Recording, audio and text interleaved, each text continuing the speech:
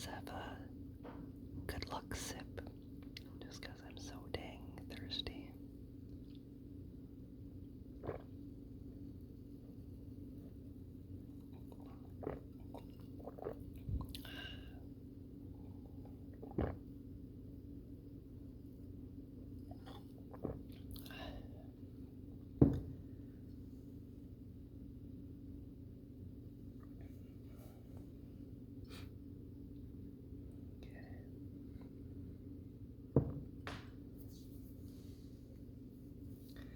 Now,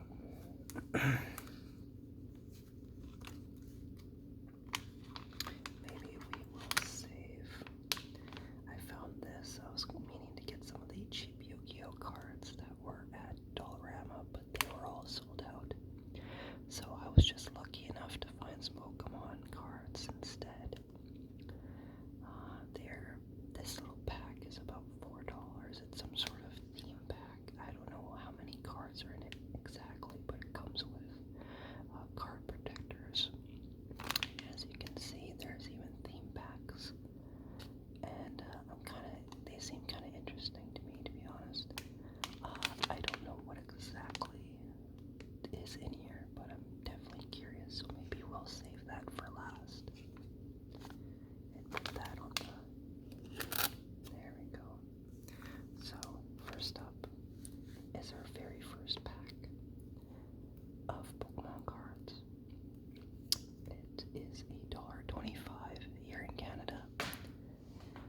If you're from America, they are probably $1. I can only imagine in America, I don't think you guys get Dollaramas. I think you guys mostly just have Dollar Generals and Dollar Trees. Whereas here in Canada, we have Dollar Tree as well, but we don't have Dollar General.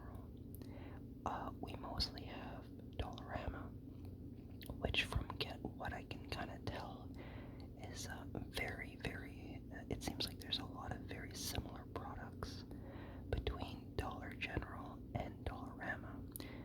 From what I can tell, I could be wrong, but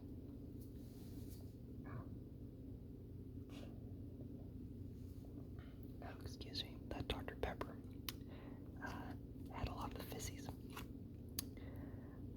So let's see, the enclosed genuine collectible trading cards have been legally purchased and repackaged for retail sale by Pristine Marketing Inc.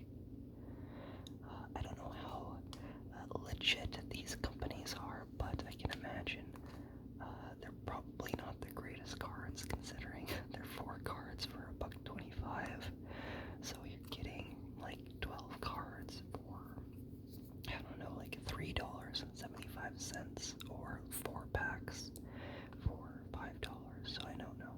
But I have seen some Pokemon and Yu-Gi-Oh channels that do unboxings of these, and surprisingly enough, sometimes they come away with some pretty decent pulls.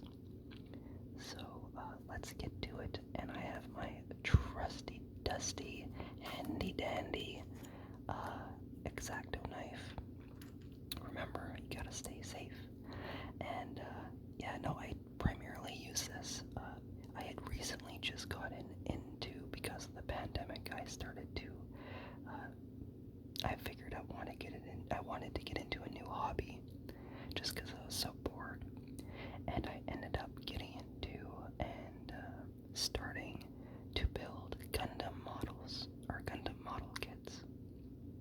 So naturally, when you're building Gundam model kits, you're naturally going to have quite a few X-Acto knives lying around, and files, and nippers or pliers, really sharp pliers, to cut them from the wires or the placeholders or frames or whatever.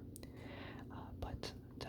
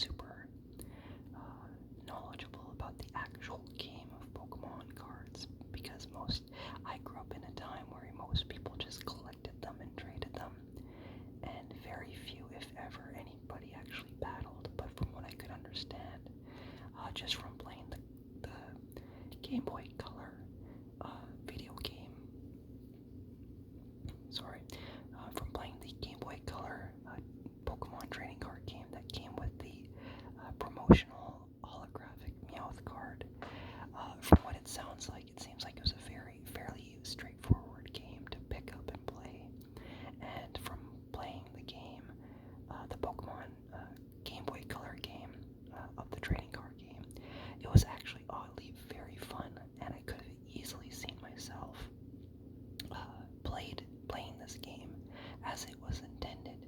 But unfortunately, I grew up in a time where most people didn't understand how to play the trading card game, but they just wanted to collect the cards, probably because of how popular Pokemon Red and Pokemon Blue were, and they were more familiar with that as well as the Pokemon cards. And I remember my first pack that I got was actually a booster pack that I got at in Canada. They're kind of like a Chuck E. Cheese knockoff. They're called, it's a arcade store place, kind of like Chuck E. Cheese, but kind of marketed towards everybody, the whole family, not just kids. And Rutgers had these prizes that you go in just like at Chuck E. Cheese. You play the games there and you get tickets or tokens, and then you can exchange that for prizes. Now, the era that I grew up in, you could get some really, really, really nice prizes. I remember there was a time when you could go to Rutgers, and if you had enough tickets, you could actually exchange it and win video game consoles, and not crappy consoles. I mean, you could get a GameCube, you could get a like a PlayStation 1 or a PlayStation 2, or I think they also had the first Xbox for a time, I think. They had Pokemon booster pack cards that were naturally much cheaper than the video game consoles. They had RC cars. They had so many amazing prizes you could actually trade in, and it wasn't just, stupid, novelty huge glasses or those weird long plastic snakes or erasers or whatever. You could actually get some really, really expensive prizes. But naturally, very few people actually won them because they took so many tickets to get that it'd be much easier and cheaper to probably just go to Walmart or something and just buy the console. But there have been people to be known to actually have won enough tickets to get those consoles that they had. And one of the things during the time in the late 90s and early 2000s at Rutgers, the arcade, was naturally they stocked up on booster packs of Pokemon cards and eventually I think Yu-Gi-Oh! And the very first pack I got was I think 7 years old. I was in grade 1, and I think it was like 1998 or 1999 or something. And I remember going to Rutgers and playing some games, and I remember I had enough tickets at the end to get myself just a bunch of crappy, stupid toys, like little stupid things, or I could get myself a pack of like a full, actual, real, original booster pack of Pokemon cards. Now, granted, this was, I think, even before the starter deck. I don't even think my brother that's older than me, he didn't. I think this might have been before he even had his starter deck. So I essentially had a booster pack of Pokemon cards, and nothing to add it to or play with or anything. And I remember it came with like a bunch of fighting Pokemon like Machoke and Machop and some fighting energies and I think some water Pokemon, and like Caterpie and a bunch of common cards. But I remember being so excited to get my own pack of Pokemon cards, and I thought it was so cool. I think I remember too. I remember it came with like a Charmeleon, I think too, and like other cards like that. And I remember being so excited that as a 7-year-old in grade 1, going to Rutgers and getting a pack of Pokemon cards because Pokemon had just started becoming super popular and everybody wanted them. Pokemon cards, Pokemon video games, everything. Oh, so the next card that we have is Joodle. It has Tackle and Bite, which are pretty basic attacks. Tackle for 10 damage, Bite for 30. It takes 1 water energy and 1 neutral energy.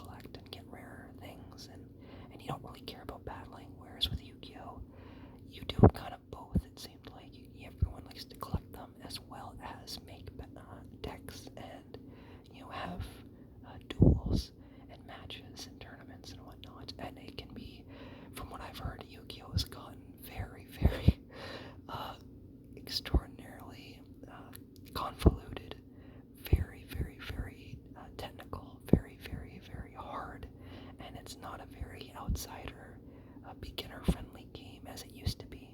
It used to be when it came out, all you had to do was get a Yugi or a Kaiba or a Pegasus or a Joey starter deck, maybe a few booster packs, and maybe just a slight basic understanding of how to play the game and some basic tactics, and maybe some basic, tactics for having a decent deck, and you can be off and running playing a relatively decent deck with other people and having fun. And you weren't, apparently from what I've heard nowadays, you can be beaten in pretty much one turn before you even get a chance to draw your card, which sounds absolutely ridiculous. But yeah, anyways, the video is getting quite long and I don't have a lot of time, so it says I have about close to 40 minutes and I'm at the 18-minute mark, so I might actually have to jump, break this video down into multiple videos, just because I have a bad tendency to rant on and on and on. But anyways, we have Judo. And we have Marowak. I loved Marowak. I actually really loved Cubone. Actually, Cubone was one of my favorite Pokemon ever. Just because he had the cool skull helmet thing, and he had a cool little weapon, and I thought he was so cool. I didn't realize until years later that a lot of people had the theory, and I think it's kind of sort of true. I think, I'm not entirely sure, but from what I remember, the theory was that Cubone was actually an abandoned or orphaned Charmander or something like that, that its mom died or something, and it wore its mother's skull as like a sign of respect, and as a way of protection, even just mentally or spiritually, as a sign of protection, just like how a lot of native tribes and ancient tribes would kind of revere their dead and their ancestors, and have pieces of them with them, as a token of like an amulet or protection. And I thought that was, for a kid's game based on Japanese pocket monsters. Looking back, I didn't realize how it's very interesting, but also very kind of morbid and kind of dark, considering it's supposed to be kind of cute and fun, pocket monsters. But even as, a young kid, I thought that was really kind of neat. And not only that, just as far as its basic design, it looked really cool. But yeah, we have Marowak. Evolves from Cubone. It has an HP of 110. It has the ability Battle Armor. This Pokemon takes 30 less damage from attacks after applying weakness and resistance. And it has Boomerang, which takes 1 fighting energy and 1 neutral energy. And it says flip 2 coins. This attack does 90 damage for each heads, which I guess that's pretty good, considering if you happen to flip 2 coins and both of them land on heads, you can be doing 180 damage, which, based off the HP of all the cards so far, I can assume you could probably one-hit them in a single attack, assuming you're lucky enough to be able to pull it off, which, as Yugi says in Yu-Gi-Oh, you gotta believe in the heart of the cards, Yugi, because very rarely, I imagine, people get double heads, but even still, 90 damage, that would be enough to kill this Choodle and this Duat, so this Marowak is pretty good. Now, it makes sense considering it's an evolution, so you probably have to do some sort of tribute or something, but even still, that's pretty good, or pretty cool anyway. And then we got the Yanma. I remember Yanma. I think Yanma was from the Pokemon Silver and Gold days, I think. I could be wrong, but I'm pretty sure Yanma was right around that era of Lugia and Ho-Oh. I loved Pokemon Silver when I was a kid. When it came out, that was another big, holy crap moment for me. It was getting Silver, and my brother got Gold. And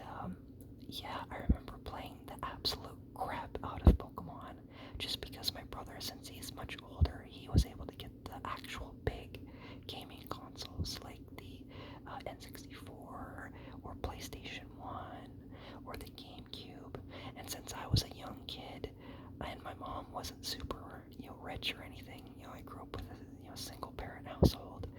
I was just lucky enough to be able to get a Game Boy or a Game Boy Color for Christmas or a birthday. And luckily, looking back, which was kind of a good value for her as a parent, she was able to get me and my brother Pokemon or Game Boy Colors that came with the Pokemon Yellow. So as far as a good Christmas present, it was a good all-in-one, especially for a single parent in the 90s. Excuse me, in the 90s and early 2000s. Being able to buy a handheld console that came with a game, and not only a game, a very good game, took out, and it made it very easy for the holidays instead of having nowadays where you have to plop down over $50,000 for the console, and then another, close to $100, it's like $80 Canadian for a game, unless you want to buy it used, which, nowadays the used market is very popular now, but, so, if you want to just get something as simple as a game console and even one or two games, you're going to be looking at anywhere of up towards between, let's say, $500 or more for the console. If you're looking at PS5s and whatnot now, they're usually about like way more than that. They're usually like $600, $700, $800 Canadian, depending. I don't even really know what the retail is anymore, just because scalpers and whatnot end up reselling them for so much. I don't really know exactly the original retail price, but I'd imagine, I think the original retail price is like $600 or $700 Canadian, and then resellers will sell it for like another 100 or two more, and then you have to buy games for it, so you at least want one or two games. So I mean, at the end of the day, you'll be spending like $1,000 on a game console and a couple games, whereas before you could get yourself a Game Boy, a Pikachu themed Game Boy Color, and a copy of Pokemon Yellow. If I would imagine correctly, I'd have to do my homework, but if I imagine, I think it was like $150 or so Canadian, I think, which back then for inflation was, not, super cheap, but it's definitely not nearly as expensive as it is now with inflation. But I have about another 10 minutes, left in my video as far as my SD card is concerned, so I'll continue on and try to a little bit ramble less, just because I have a bad tendency to ramble on and on and on about my childhood and my experiences that I've had. So these are the cards that we all got in our first booster pack, which in my opinion was pretty cool. We got 2 water Pokemon.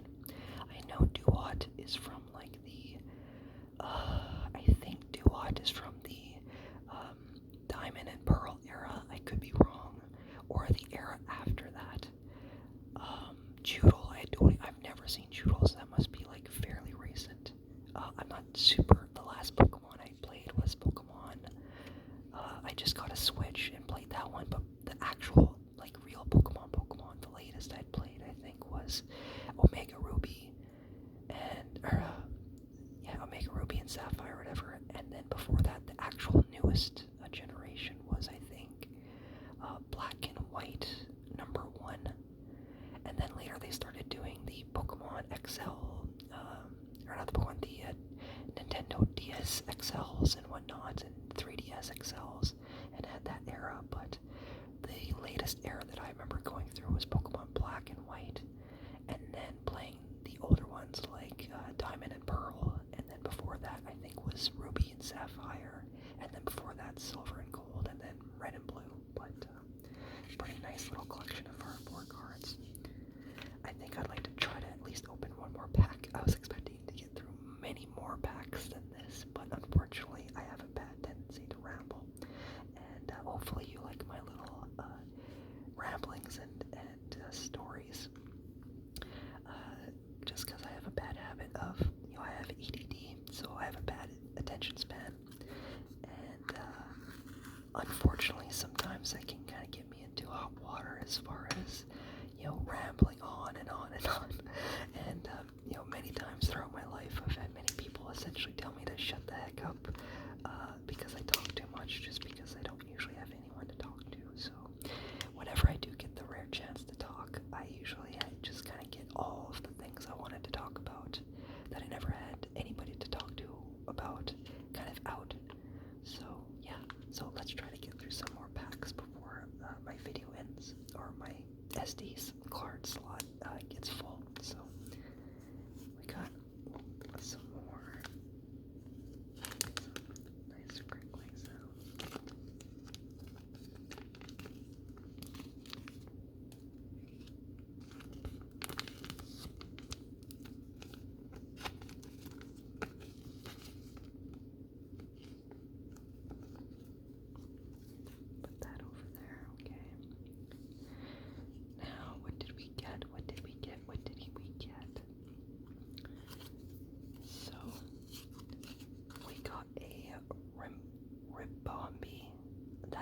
for sure a new one.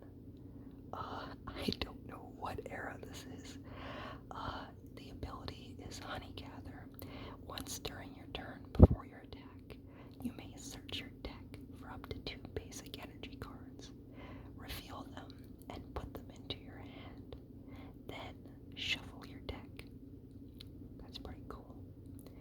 And then its one attack that it gets is Pollen Shot and does 20 damage for 1 energy. It's a neutral energy. And it says it's a weakness. I don't even know what the energy symbol is for that because there's been so many different Pokemon eras now that I don't even know. I don't know if that's Spirit. I don't know if that's Steel. I have no idea if anybody knows the weakness right here, what that symbol is. Please tell me what the symbol is because I have no idea what that is. And then I think its resistant is, I think that's Dark. I'm not sure. But yeah, we got that. And our next card is another Choodle. Surprise, surprise.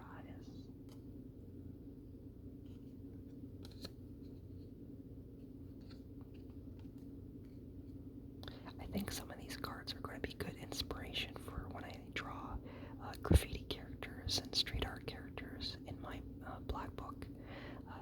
Just because they always make good graffiti characters that you can have on the side of your graffiti piece, because I like to do graffiti art and characters and doodles and stuff like that, so you might see some more art from me in the future maybe. And then our next card is a Voltorb. Now this is from my era. It's one of the original Pokemon, which oddly enough looks like a Pokeball, a very angry Pokeball at that. And it takes only 2 electric energy, and it does Electro Ball, which does 40 damage. Its HP is 60. And its weakness is fighting or ground, I think. I think it's fighting. So that's pretty cool. It's so weird to be able to, touch and hold and flip through Pokemon cards again. It's very nostalgic. And our last card in the second pack that we've opened, drumroll please.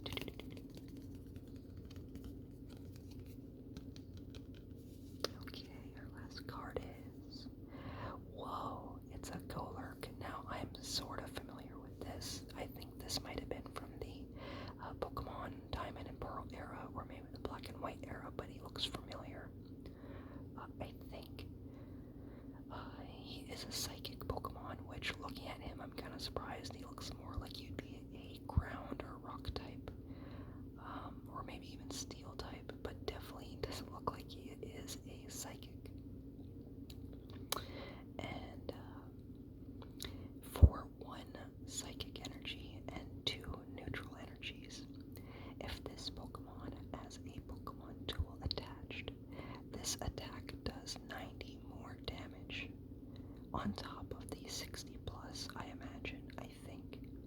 And then if you have 2, oh, sorry about that. And then there we go. And then if you have 2 psychic energies and 2 neutral energies, you can do Megaton Fall for 190 damage. That's dang near close to 200 damage. That is a lot. I imagine that could probably kill any Pokemon you could probably face. I'd imagine. I don't know. And it says this Pokemon also does 30 damage to itself, so I think that's why it's so high, is that you end up doing damage to yourself every time you use it, but even still, that's a lot of damage. And its weakness is Darkness, I think, and it's resistant to fighting, I think. So that's really kind of cool.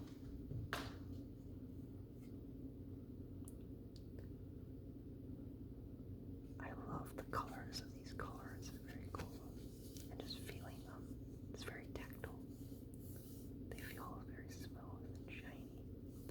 It reminds me of when I was a kid and getting Pokemon cards all the time, and Yu-Gi-Oh cards with my mom. We go down to Walmart or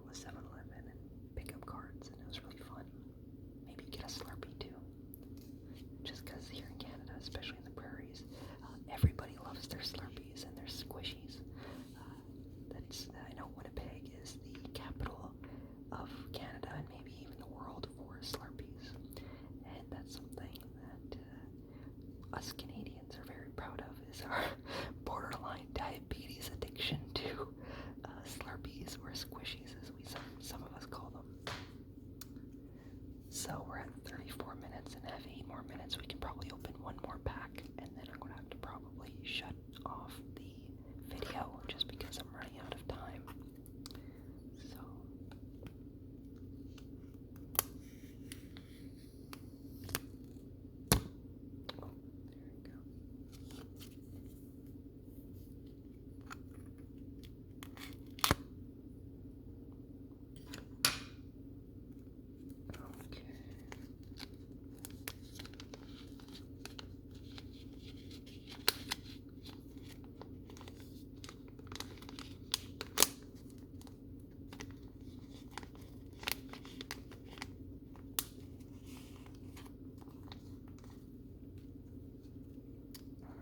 our last pack. We got about 3 minutes or so before my video ends.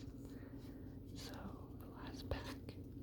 Oh, I remember Sableye. I think Sableye was from the Ruby and Sapphire era, I think. I could be wrong. Somebody correct me in the comments. I feel like I'm half wrong. I feel like I'm about 50% right. I feel like Sableye might have been in the era after Ruby, but I also feel like I remember seeing Sableye in Ruby and Sapphire era. I could be wrong, but he's very. This card, it looks very cool. I will give it that. It's a very cool looking card. So for one neutral energy, it does filch, which is just draw one card, and for 2, it says torment. Choose one of your opponent's active Pokemon attacks. During your opponent's next turn, that Pokemon can't use this attack. And it does 30 damage and has an HP of 70. And it is a dark type, I think. And its weakness is grass, which I'm kind of surprised. I figured something like Psychic would be resistant, or weakness would be like rock or something, because rocks don't really have any sort of psyche or brain to them. It's just, it's just earth and ground. But I guess plants, a similar thing. But I know plants are kind of more sentient than a rock. But hey, what do I know? And our next card is, oh my god, it's an Eevee. It's one of my favorite Pokemon cards and Pokemon in like ever. Eevees are half the reason why I love fluffy dogs. I love corgis, and recently, they're kind of a girly dog, but it's hard to deny that they're cute, is Pomeranians, and it seems like an Eevee is a very obvious homage to a Pomeranian, or maybe even just a really fluffy corgi, or both, but you can definitely see a lot of that fluffiness, that really cute, fluffy, Pomeranian-esque-ness to them, and I always loved Eevee. And I remember my favorite evolution, or evolution at the time, back when there was only 3, was probably Jolteon, I think. Yeah, I remember really liking Jolteon probably the most. And as signs of evolution, search your